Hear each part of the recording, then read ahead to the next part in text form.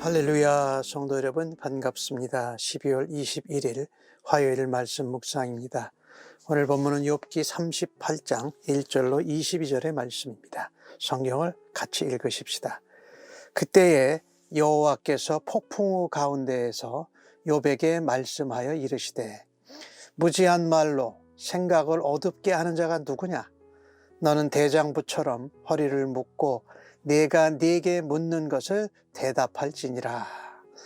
내가 땅에 기초를 놓을 때에 네가 어디 있었느냐? 네가 깨달아 알았거든 말할지니라. 누가 그것의 도량법을 정하였는지, 누가 그 줄을 그것의 위에 띄웠는지 내가 아느냐? 그것의 주추는 무엇 위에 세웠으며 그 모퉁이 돌을 누가 놓았느냐? 그때에 새벽별들이 기뻐 노래하며 하나님의 아들들이 다 기뻐 소리를 질렀느니라. 바다가 그 모태에서 터져 나올 때에 문으로 그것을 가둔 자가 누구냐? 그때에 내가 구름으로 그것을 만들고 흑암으로 그 강보를 만들고 한계를 정하여 문빗장을 지르고 이르기를, 네가 여기까지 오고 더 넘어가지 못하리니 네 높은 파도가 여기서 그칠지니라 하였노라. 내가 너의 날에 아침에게 명령하였느냐? 새벽에게 그 자리를 일러 주었느냐? 그것으로 땅끝을 붙잡고 악한 자들을 그 땅에서 떨쳐버린 일이 있었느냐? 땅이 변하여 진흙에 인친 것 같고 그들은 옷같이 나타나되 악인에게는 그 빛이 차단되고 그들의 높이 든 팔이 꺾이느니라. 내가 바다의 샘에 들어갔었느냐? 깊은 물밑으로 걸어다녀 보았느냐? 사망의 문이 내게 나타났느냐? 사망의 그른질 문을 내가 보았느냐? 땅의 너비를 내가 측량할 수 있느냐? 내가 그 모든 것을 다 알거든 말할지니라. 어느 것이 광명이 있는 곳으로 가는 길이냐? 어느 것이 흑암이 있는 곳으로 가는 길이냐? 너는 그의 지경으로 그를 데려갈 수 있느냐?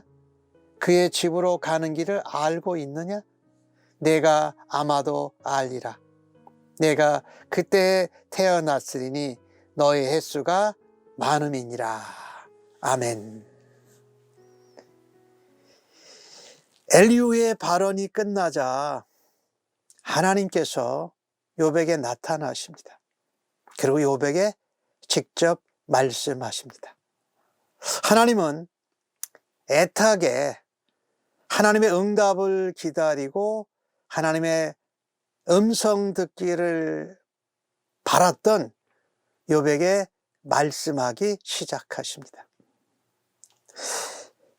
이것을 통해서 욥이 하나님을 바라고 하나님을 찾고 하나님의 음성 듣기를 원할 때에 엘리후는 하나님이 그런 악인의 부르짖음에 듣지 않으시고 하나님이 관심도 없으시고 하나님을 찾아도 만날 수 없다고 했던 엘리후의 말이 잘못되었다라는 것을 우리가 알게 됩니다. 하나님은 욥의 요구와 욥의 바람에 하나님이 응답하셨습니다. 하나님은 권위가 있고 위엄이 있으신 분입니다.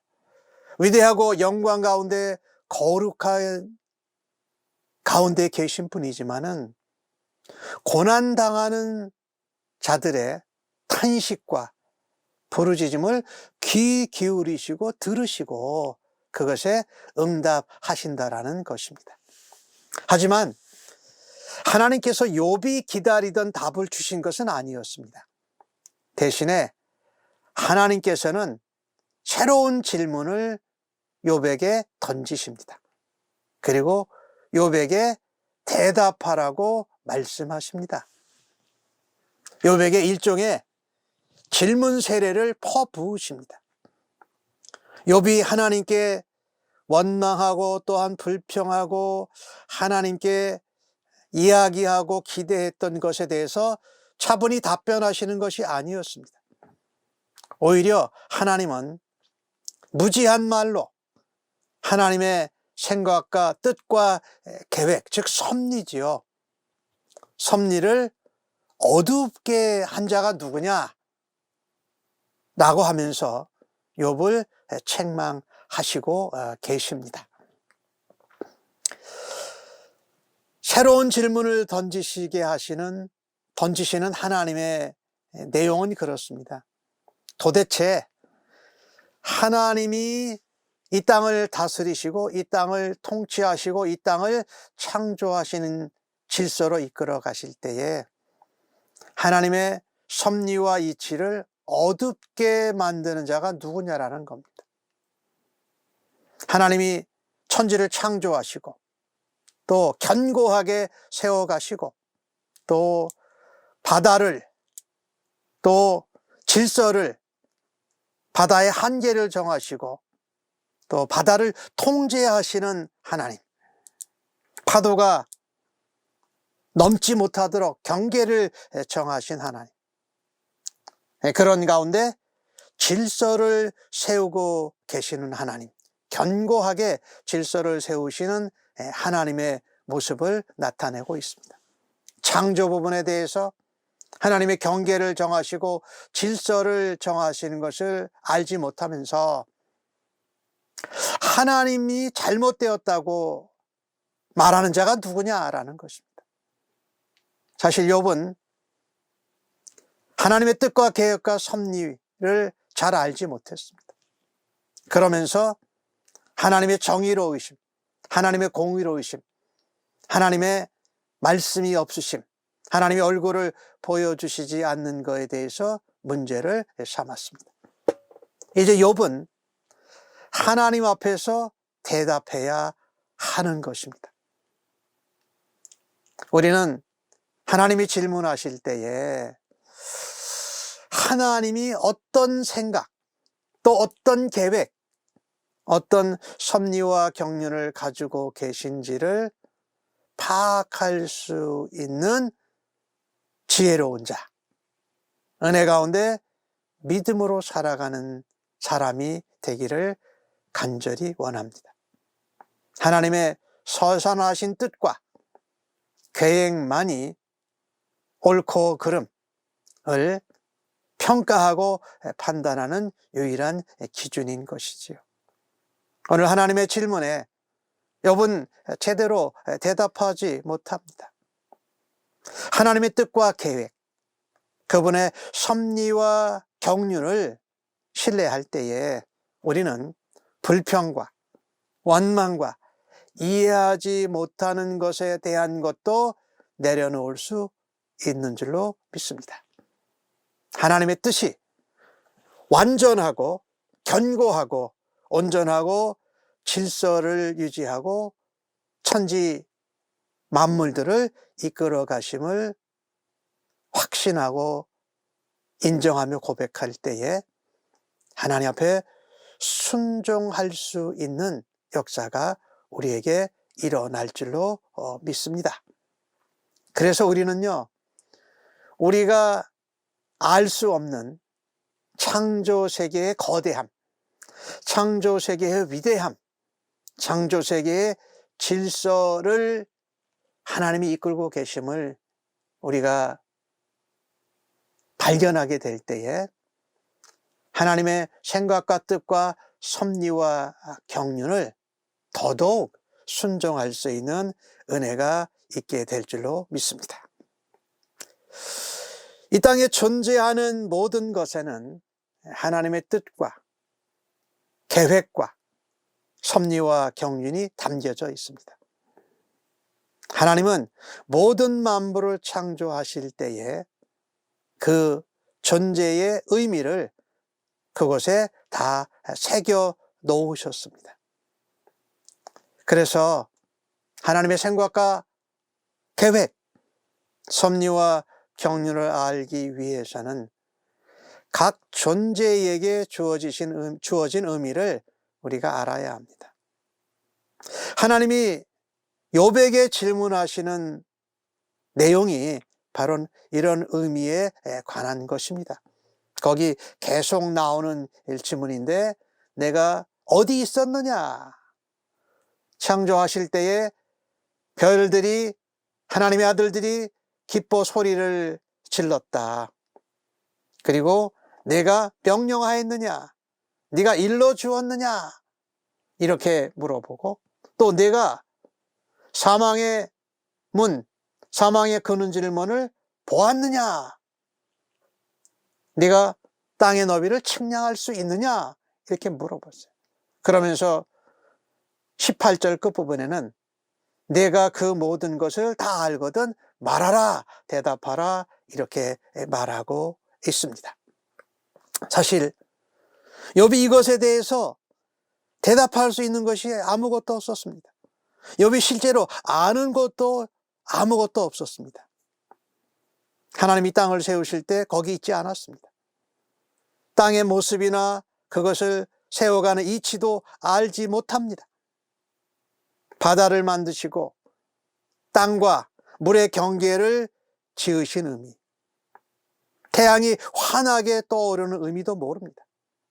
바다의 깊음, 죽음의 세계에 대해서도 아는 것이 없습니다.